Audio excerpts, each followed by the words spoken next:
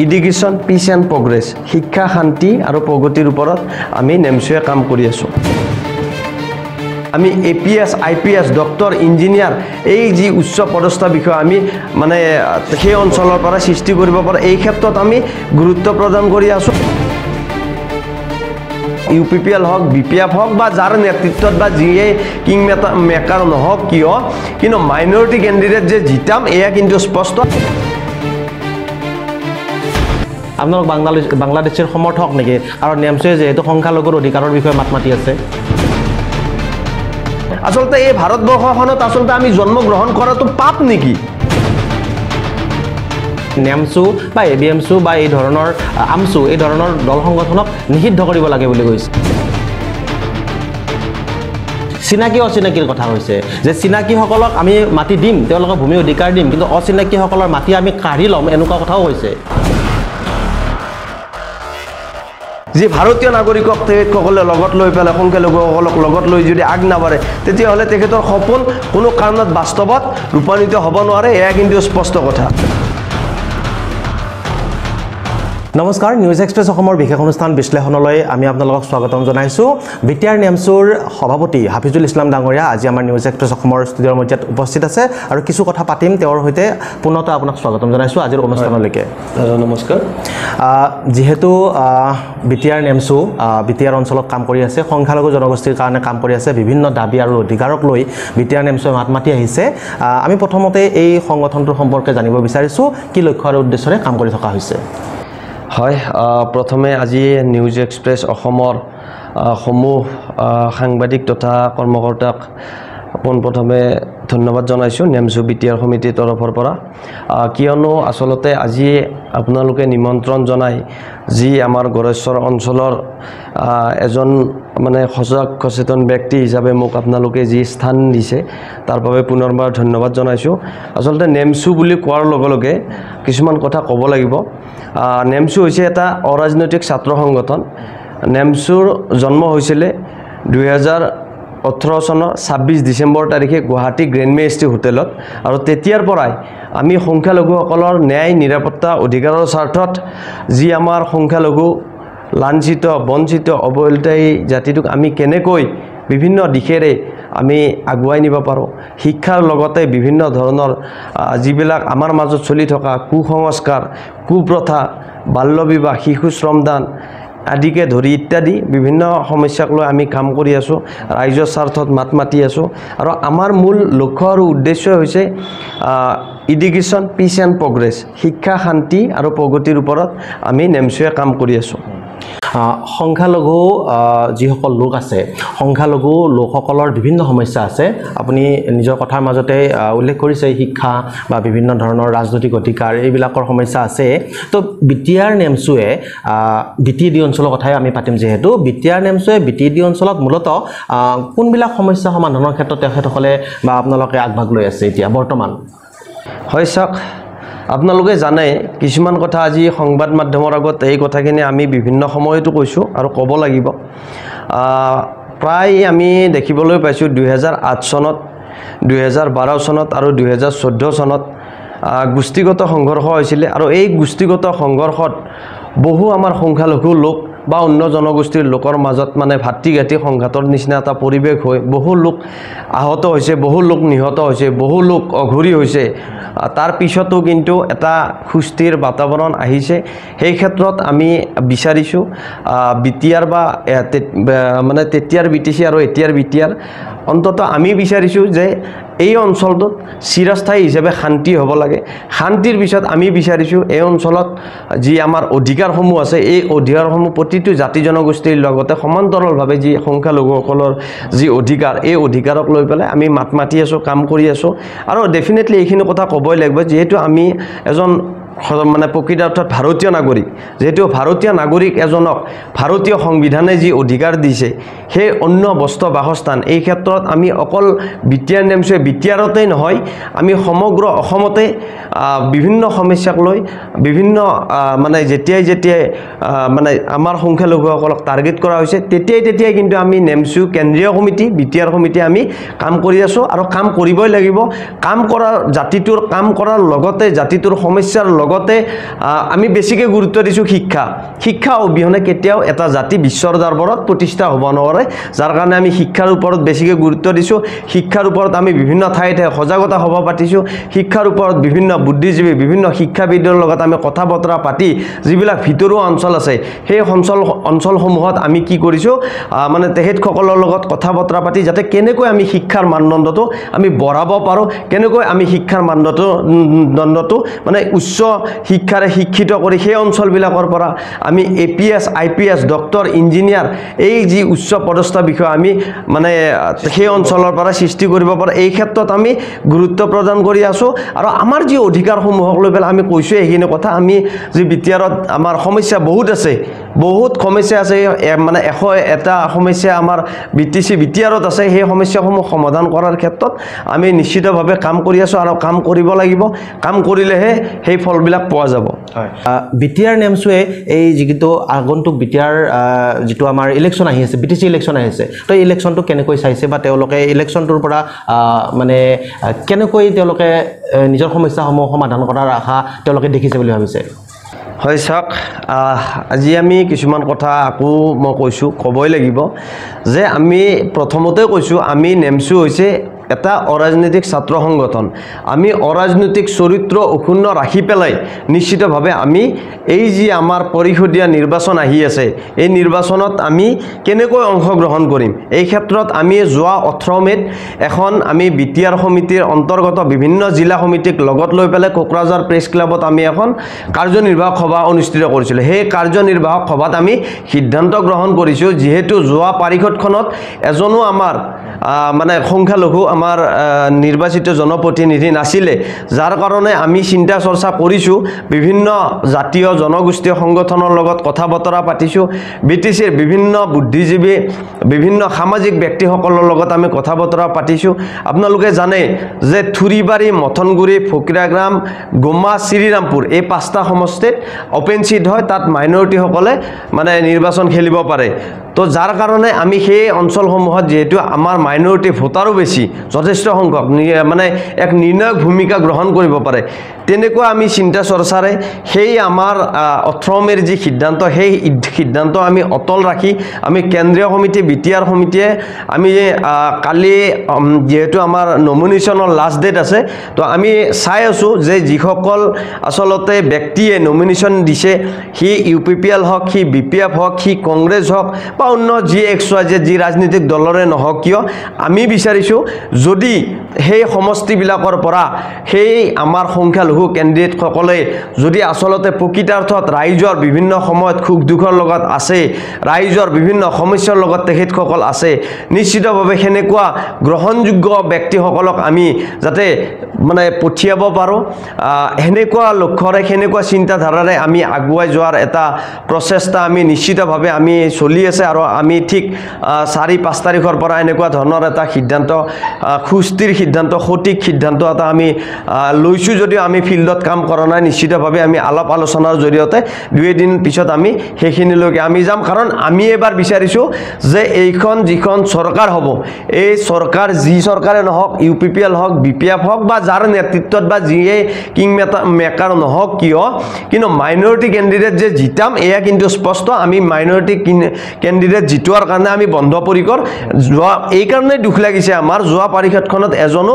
আমাৰ minority candidate নাছিল বা এজন নমিনেটেড MCLও নাছিল খুব দুখ লগা বিষয় তাতকৈ যেহেতু আমি ধৰ্মীয় সংখ্যালঘুসকল সেকেন্ড বৃহৎ জনগোষ্ঠী হিচাপে আমি কিন্তু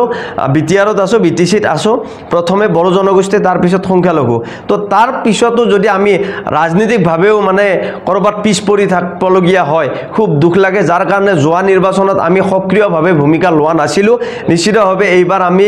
এক সক্ৰিয় ভূমিকা আমি ল'বলৈ বাধ্য হৈছোঁ আৰু পৰিৱেশে আমাক বাধ্য কৰাইছে আৰু ল'ব লাগিব আৰু ছাত্ৰ সংগঠনৰ যি চৰিত্ৰ এইখিনি আমি অক্ষুণ্ণ ৰাখিম কিন্তু তথাপিও সেই সমষ্টিসমূহত আমি নিশ্চিতভাৱে যিজন ব্যক্তিক জয়ী কৰিলে ভাল হ'ব সেই অঞ্চলটোৰ সেই ভোটাৰ ৰাইজৰ সমস্যা সমাধান কৰিব সেনেকুৱা ব্যক্তিক আমি জয়ী কৰাৰ কাৰণে আসলতে প্লেন পলিচি এক ৰোডমেপ আমি তৈয়াৰ ইতিমধ্যে কৰিম আমাৰ মাজত আলোচনা হৈছে তো এইখিনি দিশ লৈ পেলাই আমি আগবাঢ়ি আছোঁ এটা বিষয় আমি উত্থাপন কৰিব বিচাৰিছোঁ যে ডি ভোটাৰৰ যিটো সমস্যা বিটিআৰ অঞ্চলত অঞ্চলতে হওক বা সমগ্ৰ অসমতে ডি ভোটাৰৰ সমস্যাটো আচলতে এটা জটিল সমস্যা হিচাপে পৰিগণিত হৈছে আৰু বিভিন্ন সময়ত বিভিন্ন পলিটিচিয়ান বা বিভিন্ন ৰাজনৈতিক নেতাই এই সম্পৰ্কত বিভিন্ন ধৰণৰ মন্তব্য কৰি আছে, কিছুমানে বিৰূপ মন্তব্যও কৰি আছে। গতিকে ডি ভোটাৰ সম্পৰ্কে আপোনালোকৰ কি ক'বলগীয়া? চাওক, ডি ভোটাৰ সম্পৰ্কে আমাৰ কথা স্পষ্ট, আমাৰ কথা ক্লিয়াৰ। কোনোবা যদি ডাউটফুল ভোটাৰ বা কোনোবা এনেকুৱা ধৰণৰ চিন্তা চৰ্চা লৈ পেলাই যদি এই ভাৰতবৰ্ষখনত আচলতে কোনোবা বাংলাদেশী ইয়াতে আছে, সন্দেহযুক্ত নাগৰিক যদি আছে, মই এতিয়াও স্পষ্টভাৱে এটা কথা কৈছোঁ যে কোনোবা বাংলাদেশী আছে, সি হিন্দুই হওক, সি মুছলমানেই হওক, সি যি সম্প্ৰদায়ৰ নহওক কিয়, সি যি জাতিৰে নহওক কিয়, এয়া স্পষ্ট। আমি বিচাৰিছোঁ, যিহেতু আপোনালোকে জানে যে বিভিন্ন সময়ত আমি দেখিবলৈ পাইছোঁ সৰ্বানন্দ সোণোৱাল ডাঙৰীয়া যেতিয়া মুখ্যমন্ত্ৰী হৈছিল তেতিয়াই NRCৰ যি কাম কাজ, এই NRCৰ কাম কাজ আৰম্ভ হৈছিল। আপোনালোকে জানে যে অসম চুক্তি এখন হৈছিল, অসম চুক্তিৰ আধাৰত NRCৰ প্ৰস্তুত হৈছিল। NRC প্ৰস্তুত হোৱাৰ পিছত এই যি মানুহসকলক আচলতে ভেৰিফিকেশ্যনৰ নামত ভেৰিফিকেশ্যন কৰি পেলাই এই NRCটো কোটি কোটি টকা খৰচ কৰি যি মানে এক গতিৰে আগবঢ়াই নি তাত গম পালোঁ আচলতে যে 19 লাখ মানুহৰ নাম বাদ পৰিল। যে 19 লাখ মানুহৰ নাম বাদ পৰাৰ পিছত আচলতে 19 লাখ মানুহ কোন হয় তেখেতসকলে চিনাক্ত, এই চৰকাৰখনে আচলতে চিনাক্ত কিয় কৰা নাই? চিনাক্তকৰণ কৰক, তেখেতসকলক বিদেশী বহিষ্কাৰণ কৰক, বিদেশী বিতৰণ কৰক, তাত আমাৰ ক'বলগীয়া নাই। কিন্তু বিদেশীৰ লেবেলটো লগাই বাৰে বাৰে সংখ্যালঘুসকলক টাৰ্গেট কৰি লয় বিভিন্ন সময়ত। আপোনালোকে জানে সেই সিদিনা আজি 3-4 মাহ আগতে বিভিন্ন ঠাইৰ পৰা মানুহবিলাকক ৰাতাৰাতিৰ ভিতৰত ঘৰৰ পৰা উঠাই নি পেলাই বৰ্ডাৰ পুলিচৰ লগত সহযোগ কৰি পেলাই অসম পুলিচে কি কৰিছে, তেখেতসকলক নি পেলাই বাংলাদেশৰ ন' মেন লেণ্ডছত পেলাই থৈ আহিছে। আচলতে কিমান এনেকুৱা এখন দেশত, এখন কল্যাণকামী ৰাষ্ট্ৰত যিসকল আচলতে ভাৰতীয়, তেখেতসকলক মানে কি হিচাপে তেখেতসকলে টাৰ্গেট কৰি লয়, এয়া দুখ লগা বিষয়। আচলতে এই ভাৰতবৰ্ষখনত আচলতে আমি জন্মগ্ৰহণ কৰাটো পাপ নেকি? আমি বিভিন্ন সময়ত কৈ আছোঁ যে কোনোবা আছে, যদি কোনোবা বিদেশী আছে, বিদেশত পঠাই দিয়ক চিনাক্তকৰণ কৰি পেলাই। কিন্তু চিনাক্তকৰণ নকৰিব, তাৰপিছত কাৰোবাক সন্দেহযুক্ত হিচাপে তেখেতসকলৰ কাৰোবাৰ কেছ চলি আছে, ডিক্লেৰেশ্যন হোৱা নাই, ফৰেনাৰ ডিক্লেয়াৰ হোৱাৰ পিছত তেখেতসকলক পঠাই দিয়ক। ডিক্লেয়াৰ নোহোৱাকৈ কেছ চলি থকা ব্যক্তিসকলক উঠাই নি ন' মেন লেণ্ডছত পেলাই দিব, তাৰপিছত কোনো ধৰণৰ গুৰুত্ব নিদিব। আৰু এইটো ৰাজনীতি হিচাপে তেখেতসকলে ৰাজনীতিকৰণ কৰা যেন মোৰ অনুভৱ হৈছে। এতিয়া হিমন্ত বিশ্ব শৰ্মা ডাঙৰীয়াৰ উজনি অসমত যিহেতু ভেটি খহি গৈছে, যাৰ কাৰণে কেৱল আৰু কেৱল সংখ্যালঘুসকলক বিভিন্ন ধৰণে টাৰ্গেট কৰি লৈছে। আপোনালোকে চাব, এটা বিষয় মই ক'বই লাগিব, আজি ডি ভোটাৰৰ লগতে সমান্তৰালভাৱে উচ্ছেদ এতিয়া অমানৱীয়ভাৱে ঠায়ে ঠায়ে উচ্ছেদ কৰি আছে। উচ্ছেদৰ ক্ষেত্ৰত যেতিয়া আপোনালোকে মাত মাতিছে, বিভিন্ন সংখ্যালঘু সংগঠনে মাত মাতি আছে, আৰু তেতিয়া মুখ্যমন্ত্ৰী গৰাকীয়ে বা বিভিন্ন ৰাজনৈতিক দলৰ বিজেপি বিশেষকৈ তেওঁলোকে কৈছে কি নেমচু বা ABMচু বা এই ধৰণৰ আমচু, এই ধৰণৰ দল সংগঠনক নিষিদ্ধ কৰিব লাগে বুলি কৈছে। তো কি ক'ব আপোনালোকে এই ক্ষেত্ৰত? হয়, চাওক, এনেকুৱা ধৰণৰ বক্তব্য কৈ থাকিব অসমৰ মুখ্যমন্ত্ৰী হওক, ৰাজ্যিক বিজেপিৰ সভাপতি সন্মানীয় দিলীপ শইকীয়া ডাঙৰীয়াই হওক, বিভিন্ন সময়ত নেমচুক নিষিদ্ধ কৰা, আমচুক নিষিদ্ধ কৰা, ABMচু বা অন্যান্য যিখিনি আমাৰ মাইনৰিটি সংগঠন আছে সকলোকে নিষিদ্ধ তেখেতসকলে কৰিব। কাৰণ এতিয়া এনেকুৱা হৈছে তেখেতসকলৰ মানে নেমচু বুলি নহয়, যিবিলাক সংগঠন আছে সংখ্যালঘু সংগঠন, তেখেতসকলে যিহেতু ৰাইজৰ স্বাৰ্থত, ৰাইজৰ ন্যায় আৰু নিৰাপত্তা আৰু অধিকাৰৰ স্বাৰ্থত আৰু সংখ্যালঘু শোষিত, লাঞ্ছিত, বঞ্চিত, অৱহেলিত এই জাতিটোৰ কাৰণে বিভিন্ন সময়ত যিহেতু প্ৰতাৰণা হৈছে, বিভিন্ন সময়ত টাৰ্গেট কৰি লোৱা হৈছে, সেই টাৰ্গেট কৰি লোৱাৰ পিছত সংগঠনসমূহে এক গণতান্ত্ৰিকভাৱে জোৰদাৰভাৱে ধাৰাবাহিকভাৱে আন্দোলন কৰিছে চৰকাৰৰ বিৰুদ্ধে। আৰু চৰকাৰৰ বিৰুদ্ধে আন্দোলন কৰাৰ পিছত আচলতে তেখেতসকলে হলঠেকত পৰা কাৰণে এনেকুৱা ধৰণৰ মন্তব্য কৰিছে। আচলতে আমি এক গণতান্ত্ৰিক সংগঠন, আমি কোনো ধৰণৰ আমি হিংসাৰ লগত প্ৰশ্ৰয় নিদিওঁ। আমাৰ চিন্তাধাৰা,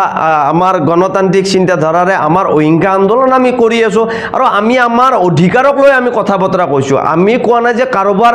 অধিকাৰ, কোনোবা জাতি জনগোষ্ঠীৰ অধিকাৰ খৰ্ব কৰি আমাক অধিকাৰ দিয়ক, আমি সেইটো কোৱা নাই। আমাৰ কথা স্পষ্ট,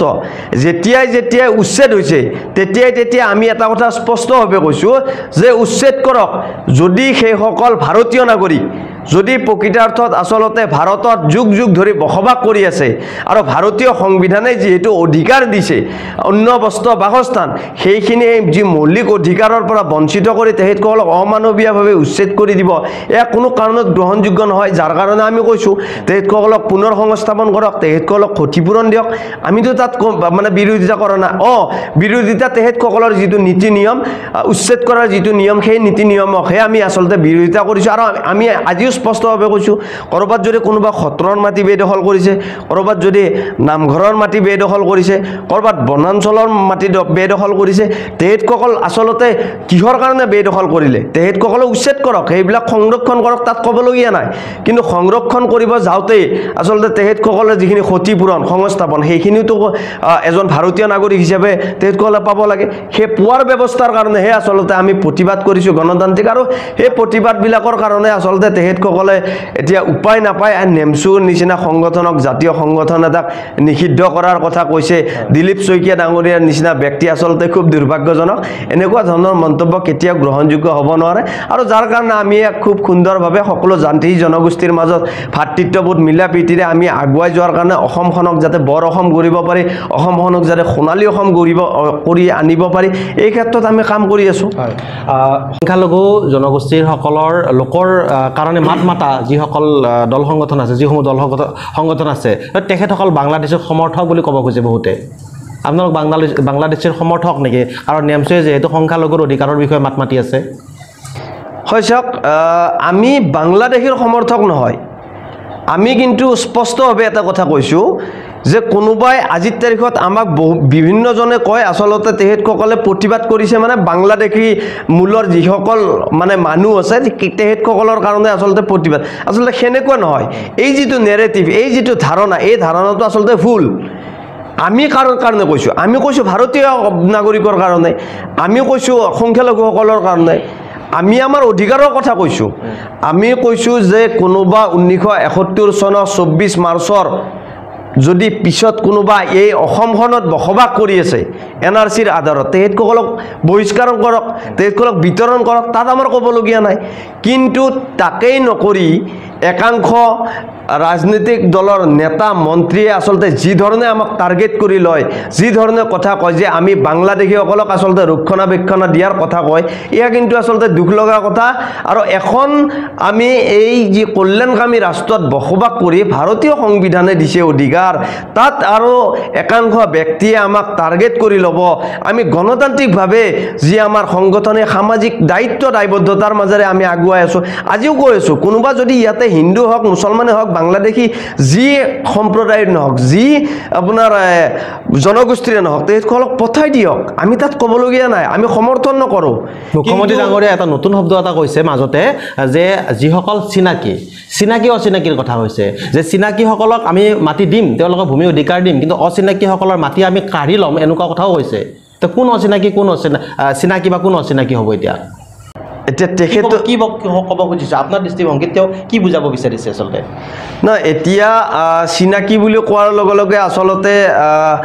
বিভিন্ন জাতি জনগোষ্ঠীক চিনাকি কৰিছে কেৱল ধৰ্মীয় সংখ্যালঘুসকলক বাদে আমি সেইটোৱে স্পষ্টভাৱে বুজি উঠিছোঁ আৰু তেখেতৰ যিটো চিন্তাধাৰা তেখেতৰ যিটো মনোভাৱ এই মনোভাৱৰ কাৰণে আচলতে বিভিন্ন সজাগ সচেতন মহলত এই বিষয়ে চৰ্চা হৈছে আচলতে মই এজন গৰীয়া ল'ৰা মই সৈয়দ হাফিজুল ইছলাম লেখো আচলতে মই কাৰ কাৰণে কথা কৈ আছোঁ আমি কৈ আছোঁ ভাৰতীয় মানে নাগৰিকৰ কথা কৈ আছোঁ যিহেতু ভাৰতীয় নাগৰিকসকলৰ কথা কৈ আছোঁ ভাৰতীয় নাগৰিকসকল যিসকল সংখ্যালঘু নাগৰিক বিভিন্ন ধৰণে বিভিন্ন সময়ত লাঞ্ছিত বঞ্চিত হৈছে তেখেতসকলৰ কথা কৈছোঁ আৰু তেখেতসকলক যদি অচিনাকি বুলি ভাবে তেখেতসকলক যদি অচিনাকি বুলি টাৰ্গেট কৰি লয় তেখেতসকলক আচলতে কেনেকুৱা ধৰণৰ প্ৰতাৰণা এইখন চৰকাৰে কৰি আছে এইখন চৰকাৰৰ মুখ্যমন্ত্ৰীও কৰি আছে এয়া কিমান গ্ৰহণযোগ্যতা এয়া কোনো কাৰণত হ'বলৈ দিয়া নহ'ব এয়া স্পষ্ট কথা এইবাৰ আমি 26ৰ নিৰ্বাচনত অসমৰ মাননীয় মুখ্যমন্ত্ৰী ডক্টৰ হিমন্ত বিশ্ব শৰ্মাৰ গাদী আমি ব্ৰহ্মপুত্ৰত দলিয়াই দিম এয়া স্পষ্ট কথা ৰাজনীতি কিন্তু আমি কোনো কাৰণত নিবিচাৰোঁ বহুতে কৈছে আৰু সংবাদ মাধ্যম প্ৰকাশিত হৈছে মছজিদ ভঙা হৈছে কিন্তু মন্দিৰ ভঙা হোৱা নাই চাওক ধৰ্মীয় যিবিলাক আমাৰ গ্ৰন্থ হওক ধৰ্মীয় যিবিলাক আমাৰ উপাসনা কৰা বিভিন্ন স্থলতে হওক বা বিভিন্ন ধৰ্মীয় বিষয় লৈ পেলাই আচলতে ৰাজনীতি কৰাটো খুব দুৰ্ভাগ্যজনক কথা এজন অসমৰ মাননীয় মুখ্যমন্ত্ৰী হৈ যে সকলো জাতি জনগোষ্ঠীক লগত লৈ যেহেতু আমি 1,40,00,000 সংখ্যালঘুসকল আছে সকলোকে লগত লৈ পেলাই এই অসমখনক তেখেতসকলে সোণৰ অসম বৰ অসম গঢ়ক আৰু তেখেতে বিভিন্ন সময়ত কৈ থাকে যে অসমখনক বিশেষ ৰাজ্যৰ মৰ্যাদা দিয়াৰ কথা কৈ থাকে যে বিশেষ 5খন ৰাজ্যৰ ভিতৰত তেখেতে অন্তৰ্ভুক্ত কৰিব বিচাৰে তেখেতৰ যি সপোন হৈয়ে ৰ'ব যদি তেখেতসকলে 1,40,00,000 যি ভাৰতীয় নাগৰিকক তেখেতসকলে লগত লৈ পেলাই সংখ্যালঘুসকলক লগত লৈ যদি আগ নাবাঢ়ে তেতিয়াহ'লে তেখেতৰ সপোন কোনো কাৰণত বাস্তৱত ৰূপায়িত হ'ব নোৱাৰে এয়া কিন্তু স্পষ্ট কথা ধন্যবাদ জনাইছোঁ আমি এইখিনিতে পুনৰবাৰ বিৰতি লৈ লৈছোঁ পুনৰ আহি আছোঁ নমস্কাৰ গ্ৰহণ কৰিব আপোনালোকক জনাবলৈ পাই সুখী হৈছোঁ যে DNB মটৰছৰ শ্ব'ৰুম আপোনাৰ চহৰ গুৰেশ্বৰত আৰম্ভ কৰা হৈছে গুৰেশ্বৰত এতিয়াৰে পৰা উপলব্ধ ইলেক্ট্ৰিক স্কুটি ভূমি ইলেক্ট্ৰিক অটোমোবাইলৰ তত্ত্বাৱধানত আৰম্ভ হোৱা সুবিধাজনক ইলেক্ট্ৰিক স্কুটিৰ বাবে আহক DNB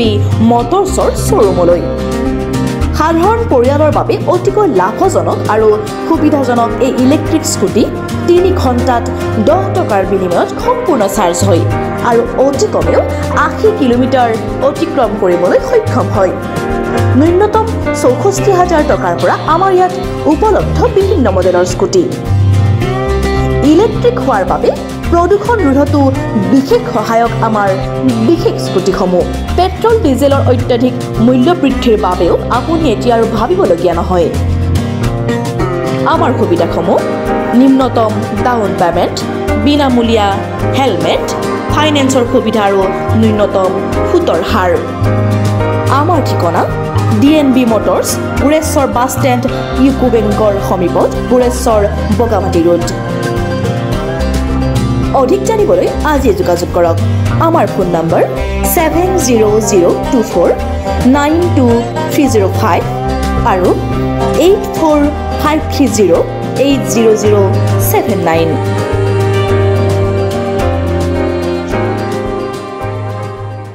বিৰতিৰ পিছত আমি পুনৰ উভতি আহিছোঁ বিটিআৰ নিৰ্বাচন সমাগত 22 ছেপ্টেম্বৰ তাৰিখে BTC নিৰ্বাচনৰ ভোট গ্ৰহণ হ'ব আপোনালোকে গুৰেশ্বৰ সমষ্টিৰ কথাটো যদি আমি উল্লেখ কৰোঁ গুৰেশ্বৰ সমষ্টিত কেইবাটাও দল সংগঠনে তেওঁলোকৰ প্ৰাৰ্থী ইতিমধ্যে ঘোষণা কৰিছে তো গুৰেশ্বৰ সমষ্টি আমি এই কথাটো এইকাৰণে সুধিছোঁ যে হাফিজুল ইছলাম যিহেতু গুৰেশ্বৰৰ এজন যুৱক সেইকাৰণে গুৰেশ্বৰ সমষ্টি সম্পৰ্কে তেখেতৰ কেনেকুৱা চিন্তাধাৰা বা কি ক'বলগীয়া তেওঁলোকৰ হয় চাওক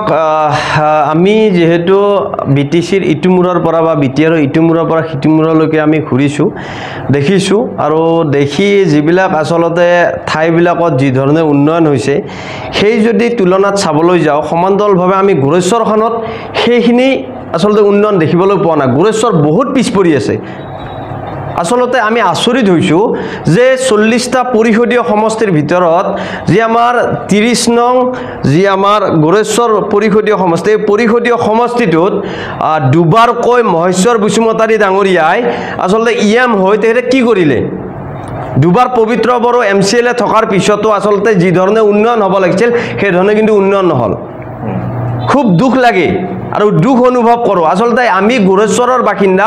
গুৰেশ্বৰত জন্মগ্ৰহণ কৰাৰ পিছত গুৰেশ্বৰ অঞ্চলটো যেতিয়া পিছ পৰি থাকে বিভিন্ন দিশত তেতিয়াই কিন্তু আমি অনুভৱ কৰোঁ আসলতে গুৰেশ্বৰ আসলতে কৰবাত নহয় কৰবাত জনপ্ৰতিনিধিসকলে বা গুৰেশ্বৰ হিচাপে গুৰেশ্বৰ নিজৰ অঞ্চলত প্ৰপাৰ গুৰেশ্বৰৰ আসলতে কোনো মানে কেণ্ডিডেট নোহোৱা কাৰণে কোনো জনপ্ৰতিনিধি নোহোৱা কাৰণে আসলতে এনেকুৱা পৰিৱেশ হৈ আছে নেকি বুলি কেতিয়াবা আসলতে অনুভৱ হয় কিয়নো আমি দেখিবলৈ পাইছোঁ নিৰ্বাচন হৈছে বিভিন্ন সময়ত মহেশ্বৰ বসুমতাৰীৰ দুটা টাৰ্ম পবিত্ৰ কুমাৰ বড়ো ডাঙৰীয়াৰ দুটা টাৰ্ম দেউলগুছি ধুলগুছিৰ পৰাই আমি দেখিলোঁ কিন্তু গুৰেশ্বৰ অঞ্চলৰ পৰা এনেকুৱা সুযোগ্য সন্তান আসলতে এজনো নোহোৱাৰ কাৰণেই এনেকুৱা পৰিৱেশ হৈ থাকিল নেকি গুৰেশ্বৰত ফ্লাইঅভাৰৰ সমস্যা আছে গুৰেশ্বৰত বিভিন্ন ৰাস্তা ঘাটৰ সমস্যা আছে গুৰেশ্বৰত এটা দীৰ্ঘদিনীয়া বিভিন্ন সময়ত দাবী আছে যে গুৰেশ্বৰখনক আসলতে মহকুমা হিচাপে ঘোষণা কৰিব লাগে মহকুমা দাবী সমিতিৰ লগত বিভিন্ন সময়ত আমি আন্দোলন কৰিছোঁ গণতান্ত্ৰিকভাৱে কিন্তু এই যিবিলাক সমস্যা এই সমস্যাসমূহ আওকাণ কৰি আসলতে কাৰ সম্পত্তিৰ পাহাৰ গঢ়িল কোন নিয়মৰ সম্পত্তিৰ পাহাৰ গঢ়িল আচৰিত হওঁ আমি তেতিয়া আৰু মই এই কথা স্পষ্টভাৱে ক'ব লাগিব দুটা টাৰ্ম মহেশ্বৰ বসুমতাৰী ডাঙৰীয়া ইয়াম হিচাপে থকাৰ পিছত তেখেতে কাম কৰিছে 30 বেড হস্পিটেলৰ সন্মুখত যি আপোনাৰ এখন শিশু উদ্যানৰ সন্মুখত এইখিনি এখন সৰু ল'ৰা ছোৱালীৰ পাৰ্ক এখন বনাইছিল পাৰ্কখন আজি আপোনালোকে চাব তাত কোনো মানুহটো বেলেগ কথা তাতে জন্তুৰো প্ৰৱেশ নিষিদ্ধ সিস্টেম এটা পৰিৱেশ হৈ আছে সেইখন শ্মশানৰ কাষত হৈছিল শ্মশানৰ কাষত তো আসলতে তেখেতসকলে কেৱল মানে কোনোবা ব্যক্তিক কাম দি ৰাইজক চমক দেখুৱাই আসলতে সেইবিলাক আঁচনি তেখেতসকলে আনি ৰাইজক চমক দেখায় তাৰ পিছত মানে পিছদি পৰ্বতৰ নিচিনা কোনো ধৰণৰ পৰিৱেশ নাই আৰু দেখিবলৈ পাইছোঁ যোৱা তেখেতৰ কাৰ্যকালতে লোকৰাপ বৰনগৰ ঠাই এটাত পিকনিক স্পট এটা বহুত কোটি কোটি টকা এটা মানে আঁচনি লৈ তাতো মানে এটা খৰচ কৰি যি ধৰণে কিবা কৰিব লাগিছিল আসলতে সেই পৰ্যটনস্থলী মানে সেই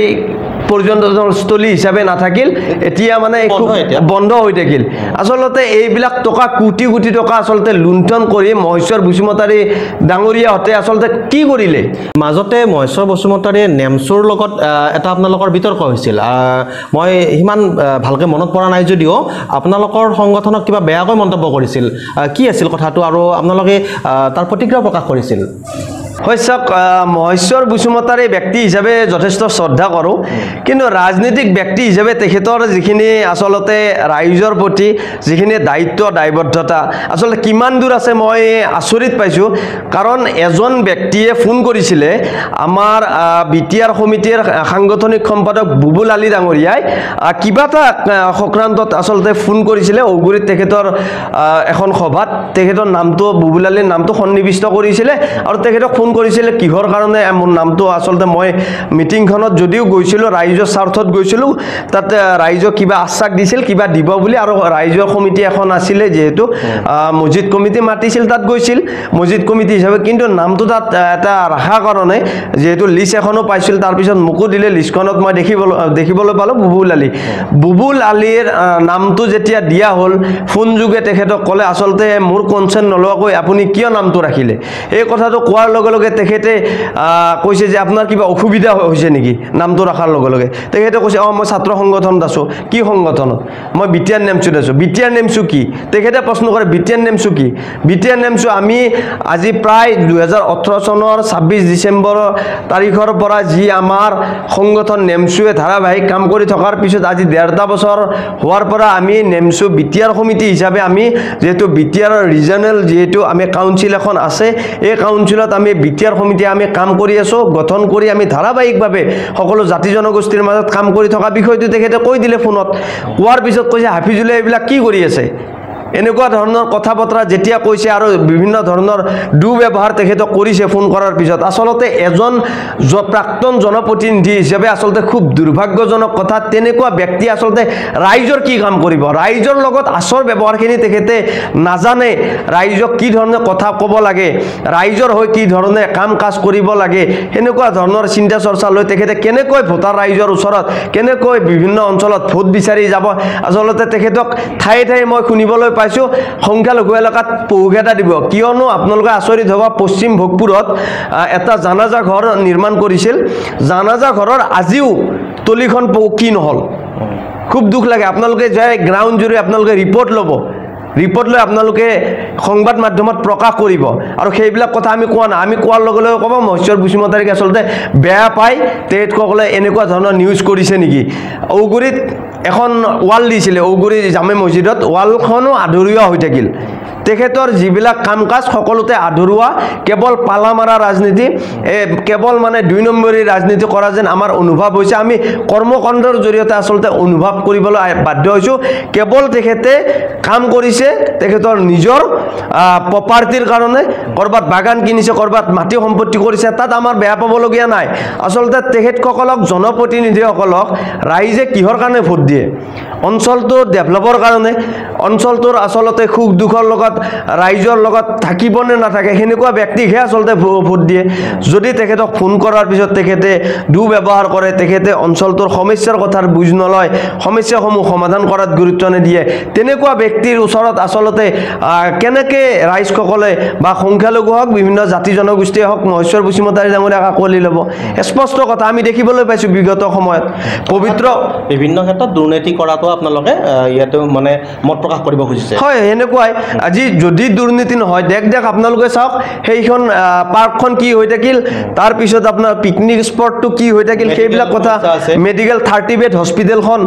আচলতে কেনেকুৱা এটা পৰিৱেশ হ'ব লাগিছিল মডেল হস্পিটেললৈ ৰূপান্তৰ হ'ব লাগিছিল কিন্তু তথাপিও এবাৰ এফআৰও হোৱা বুলি গম পাইছোঁ হ'ব লাগিছিল কিন্তু মডেল হস্পিটেল তাৰপিছত আপোনাৰ গুৰেশ্বৰৰ এখন ফ্লাইঅভাৰ লাগে আৰু গুৰেশ্বৰত বিভিন্ন সময়ত আমি কাৰেণ্টৰ সমস্যা দেখিবলৈ পাইছোঁ ৰাস্তা ঘাটৰ সমস্যা দেখিবলৈ পাইছোঁ বিভিন্ন সমস্যা আছে বিভিন্ন সমস্যাৰ জৰ্জৰ কিন্তু ভাৰাক্ৰান্ত এটা গুৰেশ্বৰ অঞ্চল যেহেতু পুনৰবাৰ ইলেকশ্যন আহিছে নতুনকৈ নতুন জনপ্ৰতিনিধি আমি নিশ্চয় পাম পবিত্ৰ কুমাৰ বড়োৱে এইবাৰ প্ৰাৰ্থিত্ব পোৱা নাই পবিত্ৰ কুমাৰ বড়োৰ ঠাইত এগৰাকী বেলেগে পাইছে আমি সেইটো কথা আমি সুধিব যোৱা নাই কিন্তু আপোনালোকে বিটিআৰ নেমচু হিচাপে বা আপুনি হাফিজুল ইছলাম হিচাপে এই গুৰেশ্বৰৰ পৰা কেনেকুৱা ধৰণৰ জনপ্ৰতিনিধি বা কোন জনপ্ৰতিনিধি আপুনি জয় হোৱাটো আপুনি পছন্দ কৰিব বা কেনেকুৱা কাম কৰাটো পছন্দ কৰিব হয় চাওক মই আপোনাক এটা কথা কৈছোঁৱে যে বিভিন্ন ঠাইতে আমি ঘূৰি যি পৰিৱেশ দেখিছোঁ যি উন্নয়নৰ পৰিৱেশ যিবিলাক ঠাইতে ৰাস্তা ঘাটৰ পৰা স্কুল কলেজ দলঙৰ পৰা খুব সুন্দৰ এটা পৰিৱেশ খুব উন্নয়নশীল মানে অঞ্চল হিচাপে পৰিগণিত বিভিন্ন ঠাইতে বিটিচিৰ ইটো মূৰৰ পৰা সিটো মূৰত আমি দেখিবলৈ পাইছোঁ কিন্তু গুৰেশ্বৰত নোহোৱাটো এনেকুৱা যেন মোৰ অনুভৱ হয় যে আচলতে গুৰেশ্বৰৰ এজন লোকেল সুযোগ্য সন্তান বা কোনোবা এই অঞ্চলৰ প্ৰতিনিধি নোহোৱা কাৰণেই আচলতে গুৰেশ্বৰখন আচলতে পিছ পৰি আছে নেকি এনেকুৱা যেন অনুভৱ হয় যাৰ কাৰণে এই কথাখিনি স্পষ্টভাৱে কৈছোঁ আৰু কথা ক্লিয়াৰ কথা কৈছোঁ আপোনালোকক ঢোলগুছি আৰু ইয়াতে আপোনাৰ এই যি দেউলগুছি সেই অঞ্চলৰ পৰাইতো মোটামুটি আমি যোৱা 4টা টাইমত মহেশ্বৰ বসুমতাৰী আৰু পবিত্ৰ কুমাৰ বড়ো ডাঙৰীয়াৰ যি ৰাজনীতি এই ৰাজনীতি আচলতে তেখেতসকলে এই গুৰেশ্বৰ মানে যি টাউনখনক আচলতে যি ধৰণে ডেভেলপ কৰিব লাগিছিল সেই ধৰণে আচলতে কৰবাত মাহিয়াৰ চকুৰে চালে নেকি আমাৰ সেনেকুৱা যেন আচলতে অনুভৱ হৈছে যাৰ কাৰণে বিচাৰিছোঁ গুৰেশ্বৰ অঞ্চলৰ পৰা এজন সুযোগ্য সন্তানক এবাৰ আমি জয়ী কৰিব পাৰোঁ দল মত নিৰ্বিশেষে আচলতে আমি গুৰেশ্বৰৰ সুযোগ্য সন্তান আমি চাব লাগিব কোন কাৰ গণভিত্তি আছে আচলতে সুখ দুখৰ ৰাইজৰ সুখ দুখৰ লগত তেখেতে আছে নে নাই বিভিন্ন ধৰণৰ আমি কথা বতৰা চাই বুজি আমি বিভিন্ন ইণ্টেলেকচুৱেল পাৰ্চনৰ লগত আমি আলাপ আলোচনা কৰি পেলাই এনেকুৱা ধৰণৰ এটা ৰাজনীতিক সিদ্ধান্ত গ্ৰহণ কৰিব লাগিব কাৰণ আমাৰ বহুত সমস্যা আছে 101টা সমস্যা আমাৰ গুৰেশ্বৰত আছে এই গুৰেশ্বৰৰ সমস্যাসমূহ সমাধান কৰাৰ ক্ষেত্ৰত কাৰ কিমান গুৰুত্ব আছে আৰু নিৰ্বাচনী ইস্তিহাৰত যি দলে নহওক কিয় গুৰেশ্বৰক লৈ কিমান গুৰুত্ব দিয়ে এইবাৰ নিৰ্বাচনত বিপিএফ হওক ইউপিপিএল হওক এই যি দুটা দল আছে আঞ্চলিক ৰাজনীতিক দল বা বিজেপি এক ৰাষ্ট্ৰীয় দল কংগ্ৰেছ ৰাষ্ট্ৰীয় দল তেখেতসকলক বাদেও এই যি লোকেল দল দুটা আছে ৰাজনীতিক দল আঞ্চলিক দল এই আঞ্চলিক দল দুটাই আচলতে গুৰেশ্বৰক লৈ কিমান গুৰুত্ব প্ৰদান কৰে কিমান প্ৰভাৱ বিস্তাৰ কৰিব পাৰে তেখেতসকলে নিৰ্বাচনী ইস্তিহাৰত তেখেতসকলে কি প্ৰকাশ কৰে সেইটোও কিন্তু লক্ষণীয় হ'ব আমি বিচাৰিছোঁ গুৰেশ্বৰ উন্নয়নৰ স্বাৰ্থত বিভিন্ন জাতি জনগোষ্ঠী মিলা প্ৰীতিৰ স্বাৰ্থত আচলতে ৰাইজে এবাৰ গুৰেশ্বৰৰ সুযোগ্য সন্তানক আঁকোৱালি ল'ব বুলি অনুভৱ কৰিছোঁ আচলতে বহুকেইজন ব্যক্তিয়ে গুৰেশ্বৰ অঞ্চলৰ পৰা এইবাৰ প্ৰতিদ্বন্দ্বিতা কৰাৰ কাৰণে আচলতে আগবাঢ়ি আহিছে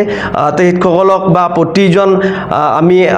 হেৰিক জনপ্ৰতিনিধি হ'বলৈ যোৱা বা প্ৰতিদ্বন্দ্বিতা কৰিবলৈ যোৱা ইউপিপিএল বিপিএফ বিজেপি কংগ্ৰেছ যি দলে নহওক কিয় আমি নেমচুৰ তৰফৰ পৰা গুৰেশ্বৰ আঞ্চলিক বা বিটিআৰ সমিতিৰ তৰফৰ পৰা শুভেচ্ছা জনাইছোঁ তেখেতসকলে কাম কৰক ৰাইজৰ স্বাৰ্থত কাম কৰক উন্নয়নৰ স্বাৰ্থত কাম কৰক ভেদাভেদৰ ৰাজনীতি যাতে ভৱিষ্যতৰ দিনত নহয় এইখিনিয়ে তেখেতসকলক আমি আহ্বান জনাইছোঁ আমি অনুষ্ঠান সামৰিব ওলাইছোঁ কিন্তু তাৰ পূৰ্বে আমি সুধিব বিচাৰিছোঁ যিহেতু বিটিআৰ ইলেকশ্যনৰ কথা আমি পাতি আছোঁ বিটিআৰৰ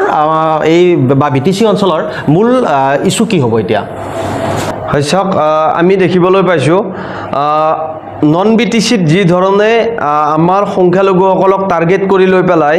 যি অমানৱীয়ভাৱে উচ্ছেদ কৰি আছে আৰু বিভিন্ন ধৰণে আমাৰ সংখ্যালঘুসকলক টাৰ্গেট কৰি নিক্ষেপ কৰা যি ষড়যন্ত্ৰবিলাক চলাই আছে আচলতে এই ষড়যন্ত্ৰবিলাক বন্ধ কৰাৰ কাৰণে আমি বিভিন্ন সময়ত আন্দোলন কৰিছোঁ যেহেতু BTC BTRৰ নিৰ্বাচন এই নিৰ্বাচনত আমাৰ প্ৰথম আৰু প্ৰধান সমস্যা হৈছে ভূমি সমস্যা সমাধান কৰাৰ ক্ষেত্ৰত আচলতে কোনখন চৰকাৰে বেছিকৈ গুৰুত্ব দিব সেইটোহে লক্ষণীয় হ'ব আমি যাৰ কাৰণে আমি বিভিন্ন সময়ত কৈ আছোঁ আচলতে খাছলেন PGR VGR ভূমিত যিসকলে আচলতে বাস কৰি আছে সেইসকলক আচলতে ভূমি পট্টা প্ৰদান কৰাত কি ধৰণে UPPL চৰকাৰে যদিও কিছু সংখ্যক মানুহক দিছে আচলতে এয়া কিন্তু পৰ্যাপ্ত পৰিমাণৰ নহয় যাৰ কাৰণে আমি ভৱিষ্যতৰ দিনত যি দলে নাহক কিয় যি দলে চৰকাৰ গঠন নকৰক কিয় আমাৰ এইটোৱে দাবী থাকিব যাতে ভূমিৰ সমস্যাটো তেখেতসকলে সমাধান কৰে কাৰণ ভূমি সমস্যাটো যদি দীৰ্ঘদিনীয়া হৈ থাকে তেতিয়াহ'লে কিন্তু এই অঞ্চলতো উচ্ছেদ যি নচলিব তাৰ মানে নাই যাৰ কাৰণে আমি এক ইংগিতো পাইছোঁ বিভিন্ন সভা সমিতিত এনেকুৱা উচ্ছেদৰ নিচিনা কথা বতৰা আৰম্ভ হৈছে যাৰ কাৰণে আমি বিচাৰিছোঁ আঞ্চলিক ৰাজনৈতিক দল দুটাক যাতে এইবাৰ নিৰ্বাচনত অন্তত যে যিসকল নন ট্ৰাইবেল মানুহ আছে বিভিন্ন জাতি জনগোষ্ঠীৰ মানুহ ইয়াতে বসবাস কৰি আছে BTCত সেই BTC চুক্তি অনুসৰি আচলতে যি ধৰণে 2003ৰ পূৰ্বৰ যিসকল মানে নন ট্ৰাইবেল মানুহ আছে বা ট্ৰাইবেল মানুহ যিসকল ভাৰতীয় মানুহ তেখেতসকলক ভূমি পট্টা প্ৰদান কৰিব লাগে বা উচ্ছেদ নহয় এনেকুৱা ধৰণৰ কথা বতৰা আছে আচলতে চুক্তি হৈ থাকিব নালাগে কিয়নো আপোনালোকে জানে 1993ত BSC চুক্তি 2003 চনত BTC চুক্তি আৰু শেহতীয়াভাৱে যি 2020 চনত BTR চুক্তি শান্তি চুক্তি বুলি কোৱা হয় আচলতে শান্তি চুক্তিত যাতে ভৱিষ্যতৰ দিনত অশান্তি নহয় সেইটো কিন্তু আমি বিচাৰিছোঁ ভৱিষ্যতৰ দিনত সকলো জাতি জনগোষ্ঠীৰ যি ধৰণে অধিকাৰ থাকে সেইখিনি অধিকাৰ যাতে সমান্তৰালভাৱে সংখ্যালঘুসকলৰ থাকে সেইখিনি মানে আমি বিভিন্ন যি আমাৰ দল আছে ৰাজনৈতিক দল আছে তেখেতসকলে ইস্তিহাৰত যাতে সেইখিনি এই ৰাজনৈতিক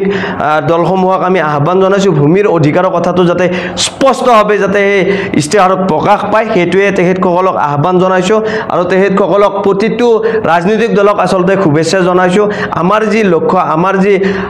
একতা এই একতা সদায় থাকিব যিহেতু বিভিন্ন সময়ত ঘাট প্ৰতিঘাতৰ মাজেৰে এই অঞ্চলত এটা শান্তিৰ বাতাবৰণ আহিছে আমি শান্তিটো চিৰস্থায়ী হিচাপে বিচাৰিছোঁ ভৱিষ্যতৰ দিনত যাতে শান্তিৰ এক বাতাবৰণ থাকি যায় যি দলে নহওক কিয় সেইখিনি কিন্তু আমি কাম্য কৰিছোঁ আপোনালোকে BTR নেমচু হিচাপে এইখিনি বিচাৰিছে বহুত ব্যস্ততাৰ পিছতো আপুনি এইখিনি সময় দিয়াৰ কাৰণে ধন্যবাদ জনাইছোঁ আৰু BTR নেমচুৰ সভাপতি হাফিজুল ইছলাম ডাঙৰীয়াক আজিৰ এই অনুষ্ঠানত উপস্থিত থাকি এইখিনি কথা কোৱাৰ কাৰণে আমি ধন্যবাদ আৰু কৃতজ্ঞতা জ্ঞাপন কৰিছোঁ নিউজ এক্সপ্ৰেছ অসমৰ পৰিয়ালৰ তৰফৰ পৰা